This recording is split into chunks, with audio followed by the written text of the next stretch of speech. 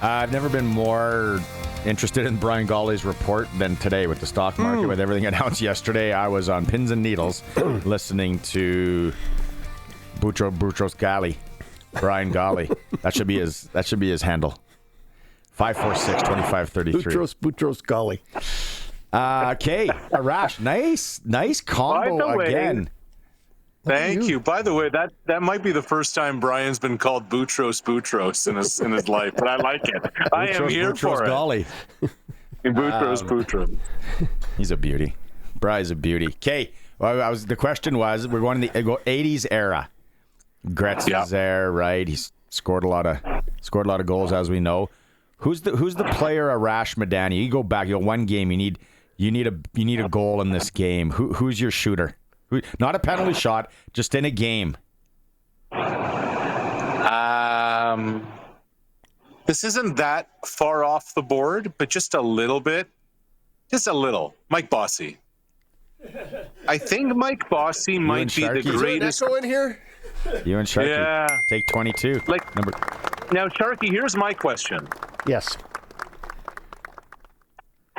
Mike Bossy or Alexander Ovechkin? In their primes? Alex. You need a goal. Alex. Yeah, I think so too. Yeah. I think so too. Yeah. And not even in their primes. Like, Alex is fat right now. Alex is overweight.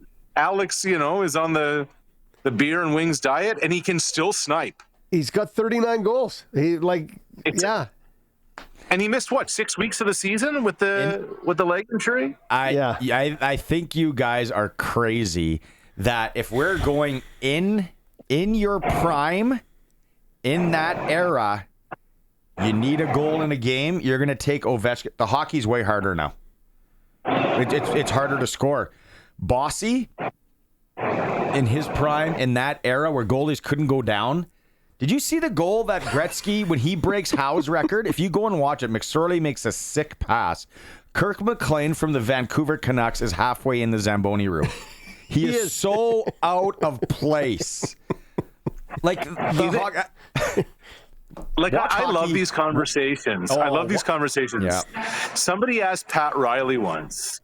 They said, if you need a shot to win a game, who do you give the ball to?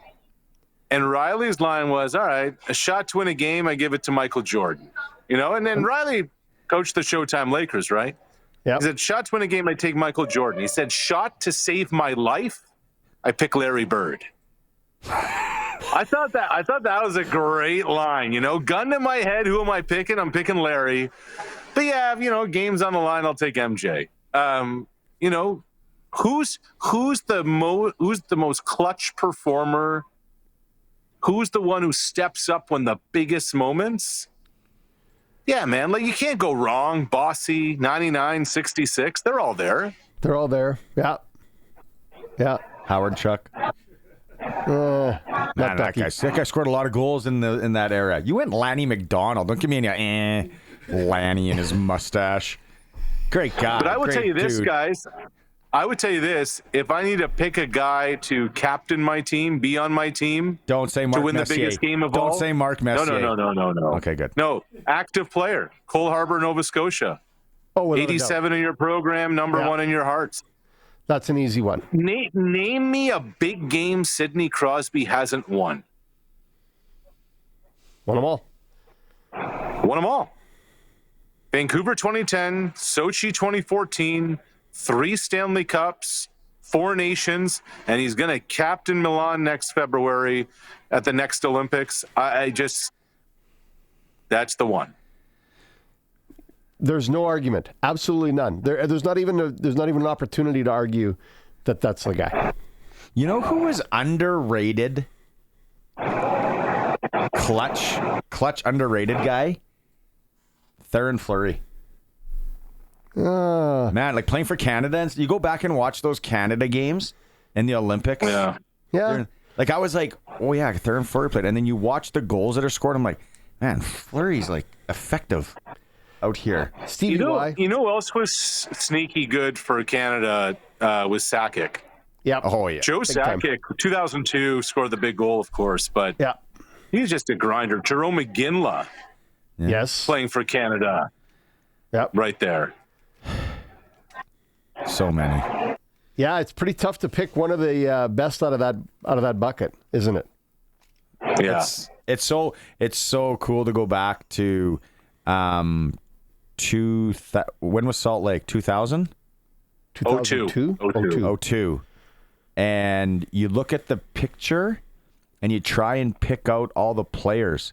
And it's like, who? Like, there's the ones you know. And then it's like, who the heck is that? Rick Nash. And it's like, well, I think there was an Eric Brewer on that team. Like, I think like there's a couple of stumpers. I love playing that game, and the funny thing is I've played it with myself about 3 or 4 times, and every time I still can't name some of the guys. I'm like, wow, you got a great memory. It also spanned eras, that 2002 team. Like, it spanned the eras of guys who played when they were smoking cigarettes in the locker room, in the dressing room between periods, Mario. among many, to the guys who were, flying private jets and having protein shakes between periods. Like, it's all of it. Eric Brewer was on that team. The other tough one to pick out, so I should have just pulled up the photo and played the game with you guys. Simone Gagne is a tough one to pick out. Mike Pekka. He's easy to recognize, though, I find. That was cool. Not to go sideways here. CFL, you wanted to start CFL, Arash, and Bob Dice. Very interesting where he is on this day in 2025, like where he's come and where he is now, isn't it? It really is. And I think this is actually look, it's a smart move by Ottawa. You continue to have continuity with your head coach. He's aligned now with Sean Burke, the general manager, in terms of you're not going to have a lame duck coach with an expiring contract. You give him an extra year. Everybody knows where they stand. That's the micro version of this. Here's the macro, guys. Bob Dice is a guy who played at the University of Manitoba, who cut his teeth in the junior football ranks and then got an opportunity in the CFL. He was a receivers coach with the Bombers who also ran their CFL draft, and he has elevated himself. He left Winnipeg, came to Sask, won a Grey Cup with the Riders, interim head coach with the Riders, goes to Ottawa. He's now locked into Ottawa for more than 10 years. A guy who has paid his dues from a university player in this country to now, getting an opportunity to try and take that next step with the Red Blacks team that had been really in disarray until he got them back into the playoffs. So good for Dice. And what a message to send to a lot of young Canadian coaches out there that this is possible if you continue to grind with it. I think the amazing part about Bob Dice is the enthusiasm, as we're saying this, the enthusiasm he brings and his care for his players. Like, nobody talks poorly of Bob Dice. You never hear somebody going around slagging him that he did this or didn't do that. Everybody loves the character and the emotion that he brings to the game. There's a relatability he still has with players in the locker room, Sharky. I think that's a big part of it. He is still able to motivate players. This may be a small thing, guys. Like, we were just talked about Messier, Bossy, Lemieux, Gretzky, Ovechkin. When you listen to Bob Dice speak of the players, he always refers to them by their first names. Yep. Bob Dice is the kind of guy who looks at his players as humans, not commodities. He's somebody who gets respect in the locker room by the way he handles them as men. And I think that's a really important part of just understanding the dynamics of an organization and the dynamics of a locker room. I said you're looking very sharp. Nice sport coat, nice shirt. You're looking very good. Almost like you're going for a job interview. Are you going to meet Stuart Johnston by chance? I am not meeting Stuart Johnston yet. He's not, because Barney, he's not stepping into the commissioner's role until April 24th. Although I will tell you, I'm, without exaggeration, sitting 2 blocks from the CFL office right now. Like we talked about this a lot on Tuesday. It's official now. I think life is about timing, and I think, opportunities are about timing. The timing couldn't be better for a league that needs a media rights deal coming up in, basically a year. They got to get this done. But it's not just a TV deal. It's not just a broadcast deal. It's got to be more than that. And to bring over a television executive who's been there for 25 years, that's the ticket. That's the way to go about it. So you're a fan of this move. You think it's the right play by the CFL, and even though it was totally a Wade Miller planned event. Oh, it was a Wade Miller planned event? It's a story we're getting off the street. This was Wade's guy. Oh, okay. Whoa. Don't say we.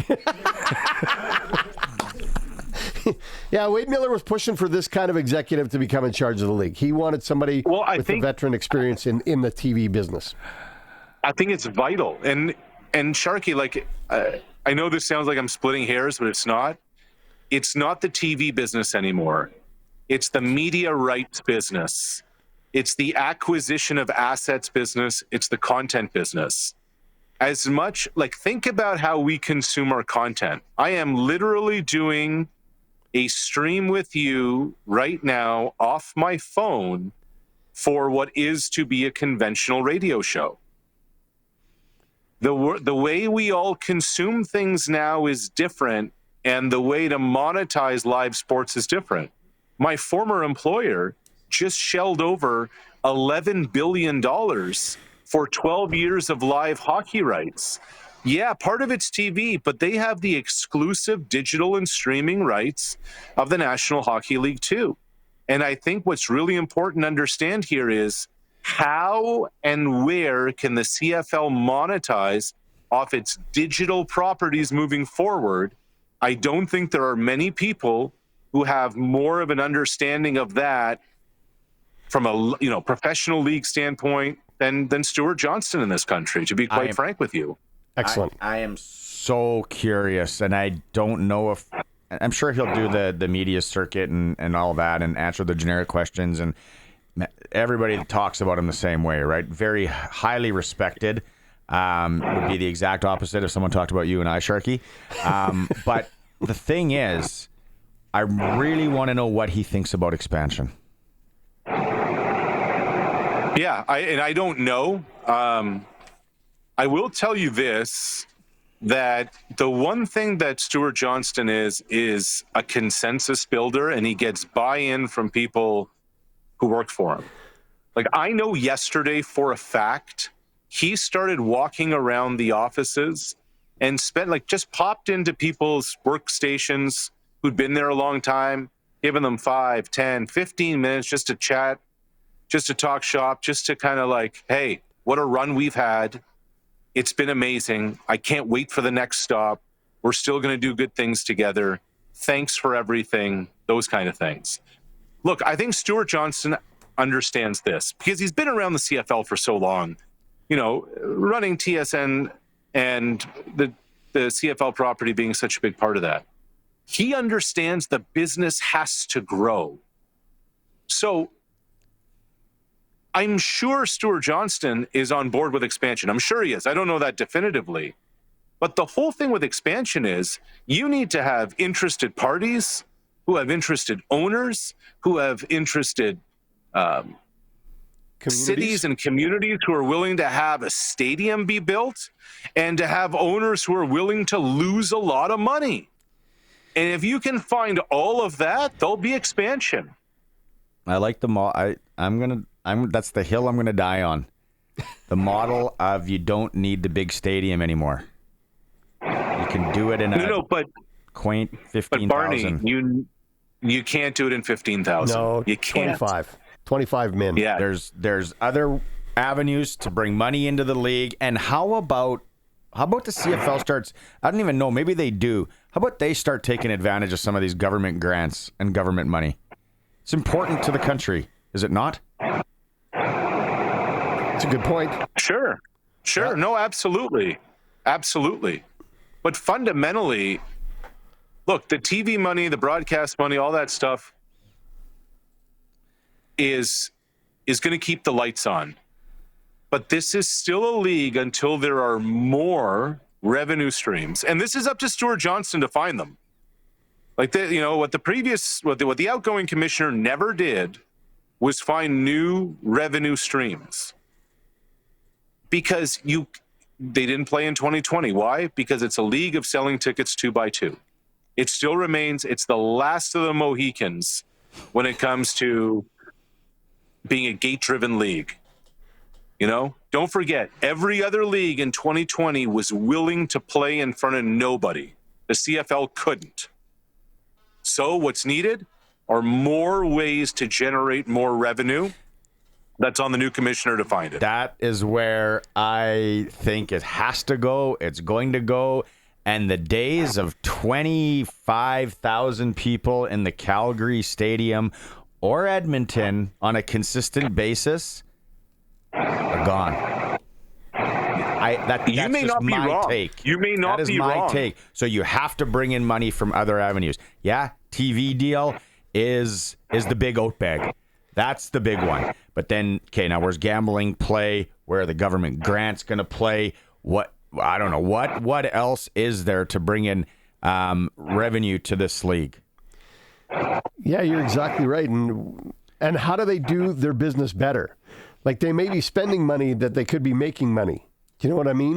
Like, they're putting money down a black hole, whereas instead they could be collecting money from that same hole. So I think the league has to look at itself as an entire entity, not just one team or one city, and change the way they're doing business. Yeah, and I think part of it too, fellas, and I think this is an important piece to understand. Like, I'm fortunate to have gone to a lot of different cities across North America for a bunch of different sports. What's now happening in a lot of cities is that the teams are buying up the real estate around their arenas and stadiums, and they own everything. So this is what I mean by that. You go to Fenway Park, you come down here to Toronto, just down the street from here, come to a Leaf game or a Raptor game. If you're going to go for a cocktail, if you're going to go for a bite, if you're going to go to do anything around the arena or stadium before the game, MLSE owns and operates the restaurants. They own and operate the bars. They own and operate all the entertainment entities around it. Same at Fenway Park. So it's not just what you do from 7 to 9:45 when you're inside the venue. If Sharky and Barney are going to meet up for a soda pop and a sandwich before the game at 5 o'clock, they then have you from 5 p.m. to 9:45. And if you're going to stick around a little bit after, wait for the traffic to die down, continue the night, watch a little bit of game 2 of the doubleheader or whatever, that's all revenue that's going to you. It's not necessarily to the football team, but it's to the ownership group that owns that whole kind of real estate. It's a real estate play as much as it is anything else. Okay. Exactly. Yeah, I get it. Okay, the meal thing pregame for you, because you only eat chicken wings or something when it's an early game, and then if it's a late game. So here's one. This is just an absolute pigeon on this radio station throwing this out there. But the Saskatchewan Roughriders, for instance, how many home games we got? 9. If you +1 preseason, I guess. Yeah, that doesn't really count. But anyway. If they could figure out a way, and I've always been told it's the government, I don't know if that's the provincial or the local, whoever, get your head out of your know what. If you had 200 tailgate spots, you charged every spot $200. For every game, that is $40,000 in revenue times 9.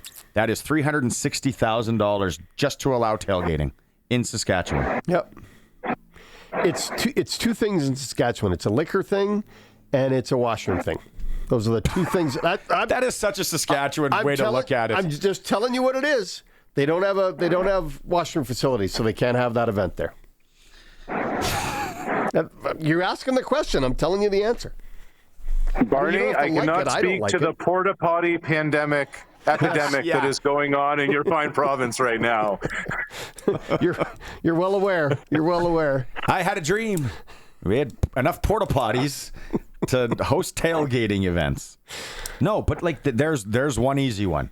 Yep. And $360,000 pays a number of CFL salaries. Pays for a lot of stuff.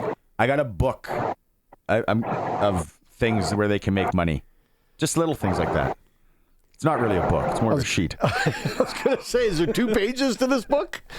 I can't give away all the secrets, Arash, right? I'm going to need another job someday. Yeah, ain't that the truth? Hey, That's where you come in. Barney, tell me about it. Nah. If I know anyone that's going to be A-okay, it's you. Partial breakaway here. Pat Canadians, in front. Still 2-0 Pat Canadians. 14 minutes left in the second period against the Winnipeg Wild.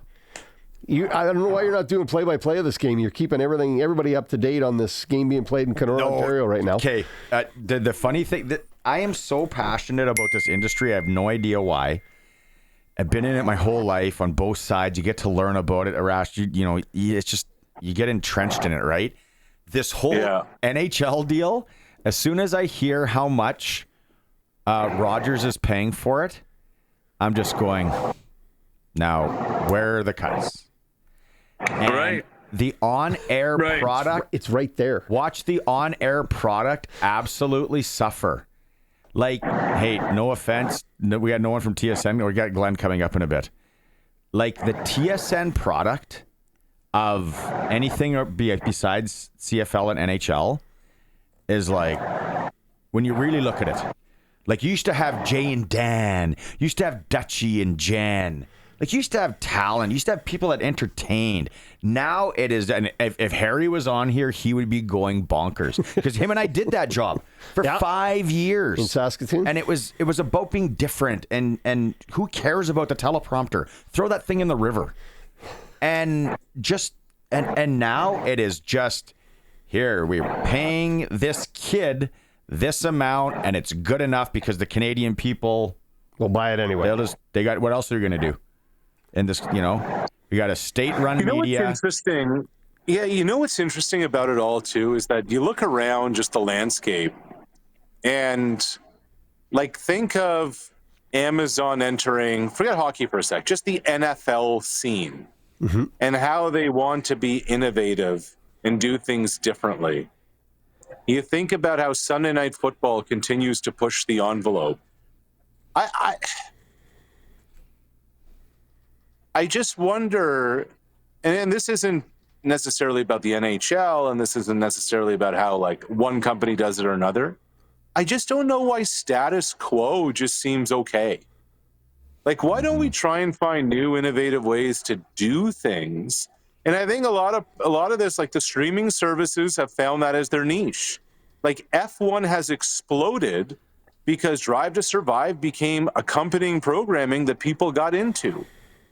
People feel like they know Kirk Cousins and Patrick Mahomes and Marcus Mariota and Justin Jefferson and George Kittle because of the Netflix quarterback and receiver series.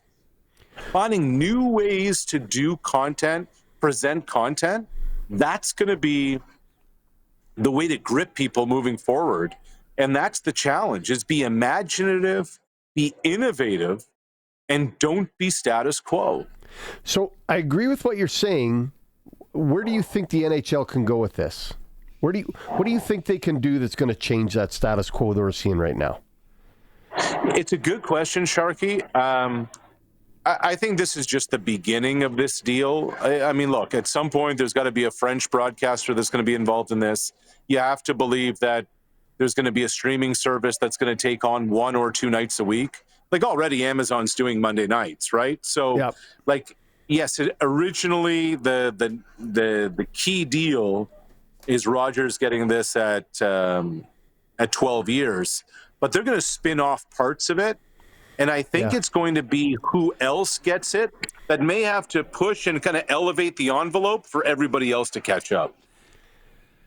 I sure wish we knew what that was going to look like. Like I already don't.